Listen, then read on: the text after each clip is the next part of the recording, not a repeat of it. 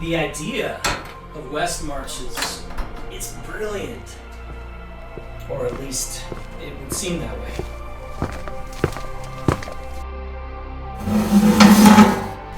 The reality of West Marches,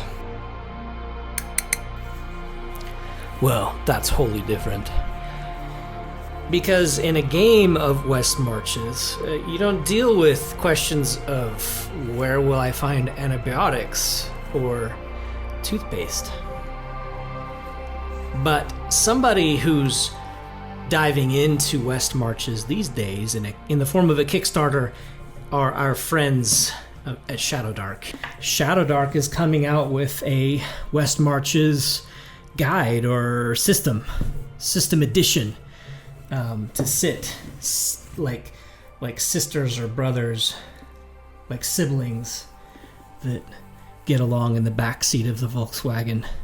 We'll have 2 more books, a Western Reaches player guide and a Western Reaches game master guide. And I'm really excited about that. It's a Kickstarter campaign, of course, and if you missed it, well, you're fresh out of luck if you wanted the books. But I think you can still get the PDFs. Of course, the whole thing's not going to come out till July at the soonest, probably later than that. I think per the norm, they're behind schedule. I think that's just like the logo says Kickstarter behind schedule. It's just par for the course. So, but I'm really excited about it. As a practitioner of the West Marches arts, and I don't just mean in the world that I live in, and the bunker as my homestead at the frontier of a wasteland overrun by the forces of darkness. That's not what I'm talking about. I'm talking about I've actually done West Marches campaigns with real live or not quite alive, in some cases alive people, and I love it. I'm a big fan of West Marches. People's schedules, when you're an old guy like me and you have old friends that may have children or pets or holed up in their own bunkers with hordes of zombies at any given time that they must contend with. Well, it's just nice to know that if they don't show up a certain night, it's okay. You guys can still proceed without them. You and your other friends, you can still move forward. You're not completely beholden to every single person arriving, or if somebody doesn't show up, you've got to put them in some sort of weird NPC mode. It's not very fun. West Marches is the thing, you guys, and I'm going off on a tangent, but I'm excited about Western Reaches. I'm totally gonna do some Western Reaches when it comes out, and in the meantime, they've done a drop, and I'm gonna drop just like this. This is like the drop they just did, like that. They dropped it. They dropped these things, and what are these, you ask? Well, it's not Western Reaches, and it's just a little flavor. It's a little bit of a wet your whistle and let you know that they're still working over there. They're still doing some things. And they've given us 6 mini adventures, those of us who have backed this sucker. And they're fun, and I wanted to tell you about this drop. But I'm not exactly sure, though, when we're going to see the actual Western Reaches. But in the meantime, these are kind of in the spirit of it, little adventures that you could drop into your West Marches campaign if you would like, and very similar to the vibe of Shadowdark campaign so far, and written by Mrs. Dion. So let's talk about it. There's 6 of them, and I like them, and some of them more than others. I haven't played any of them because they just barely dropped.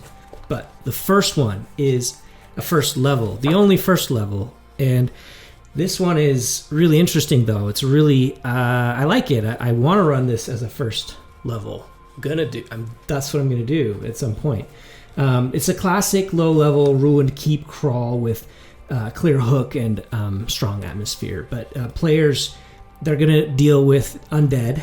But in addition to that, some witch sort of themes, like a talking cat, and a witch's curse, and some witch's bones they're going to have to deal with if they want to solve the problems that exist in this adventure.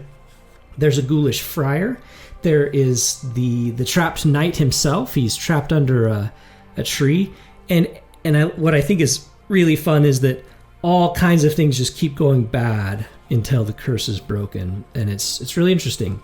So this is the first page. I'm not showing the second page because why would I do that? Then you could do your evil trickery, those of you less honest, and just grab it, and we're not going to do that. Next up, third level adventure called Chapel of the Plague Priestesses. Now, I will say this: I've, as a person who's been involved as a player in a level 3, like a level 3 one shot, where I came into it and the game master said create a level 3 character. I actually really liked that because I think if you're gonna one shot something, if you're not gonna do the whole 10 levels and a big old campaign, you just want to do one shot. I do think level 3 is the perfect place to start with people, and so I would jump start them there. So I really like that there are 3 level 3 one shots, or I guess mini adventures here that you can use. That's really great because it really is the perfect level. You're not too squishy. You're just the right amount of new player and abilities, and you're not going to get one-shotted by the enemy. If you plan on doing one-shots in Shadowdark, start at level 3. It's a great idea, and these are some good campaigns to do. So this one is a creepy cult dungeon thing. It's beneath a ruined temple, and the focus is on disease, suffering, and soul thievery. So that's really fun and joyous. Your players are going to navigate a rat plague and pit traps and priestesses who are rivals. They've got agendas, and it's political, and they've got their motivations that you're going to have to figure out and navigate between. And then there are some shadows defending an idol that can rip your player's soul out. And so if that doesn't sound to you like a good time, then I don't know what to tell you. You're probably just not a very happy person. The next one is the Grotto of the Golden Swan, and this one really is much more of a bright fairy tale-esque cave crawl with a clear kind of heisty goal, which is to steal the eggs, I guess, from the swan. Golden eggs? I'm not sure. Some sort of eggs. But it's well guarded. You have spectral guardians, animated angel statues, trapped fake eggs, which are full of acid, so that's fun.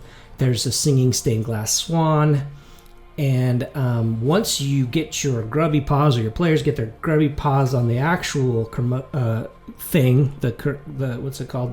Not the curmudgeon. That's me. I'm a curmudgeon. The kermuffle.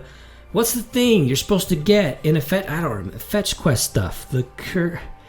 Oh, my brain. I don't know what it is. So tell me what it is in the comments, because I won't read them. You get it, and then you have to run away in time. You have to escape. So it's a heist and then an escape. Looks fun. But not the one that's the funnest. I don't know if I'll run it. I'm going to be honest with you. But this one I might. House of the Rogues. This is another level 3. And this is an urban underground rogues den with a sort of personal stake for the party. This one gets personal because they've got a contract out on them and they have to clear their name. So this is cool. It's got a little bit more of a Blades in the Dark type feel to it. But you do have zombies in a kitchen. You've got a classroom with some creepy punishment happening, some manacles that can clamp down on players, and a talking white gorilla. So if that isn't random enough, but it looks fun. Stealth, combat, dark humor, clear goal, personal. And then we've got a 5th level. So this is where we start the stakes are going to get higher as we get near. I'm going to tease you. I should have said this at the beginning. Just wait until you see number 6, or your mind will be blown when we get to number 6. I should have done that. I lost my opportunity. Level 5, Burial Mound of Kagan. This is a classic tomb robbery with high stakes and sort of a don't take the obvious treasure thing that would just be great if players fell for. They're going to face grave robbers, weeping shadows, bronze horse statues that become nightmares, nightmares. And a powerful magic goblet that can also possess the drinker. So the tomb will start collapsing if they do take said goblet, so that also creates a time pressure ending. It's an excellent mid-level delve with memorable set pieces and a clear risk and reward decision-making thing. That sounded marketese. This is the one though, guys. This is the one that I'm most excited about. If it weren't for the fact that it's level 7 and players don't ever hang out with me that long. You will though, right? Speak Skinny. So we may play this. So cover your ears, Speak. I don't want you to know, because this is one I definitely want to play. This is the Forge of the Metallic Sisters. And the idea here is awesome. I like the hook. There's this powerful artifact forge, and the players have to fight through gravity-flipping golem and rust monsters and lightning traps, and before they finally get to these powerful metallic sisters that guard this cosmic forge. And the forge is really awesome. It creates a magic items from gold ingots once per century only, and it's time. You just happen to showed up at the right time to do that, to get that really big reward if they survive. So it's an assault on a heavily defended location with this amazing reward at the end, and it makes use of the Shadowdark's sort of conscious object building thing, and a tier 5 wizard spell. So that's. I think players, I think we'll have a lot of fun with this one, and it's the one that I'm most excited about. But anyway, that's the drop that we got. So hopefully you got it. If you did it, I don't know. I don't care if you're in the Kickstarter or not.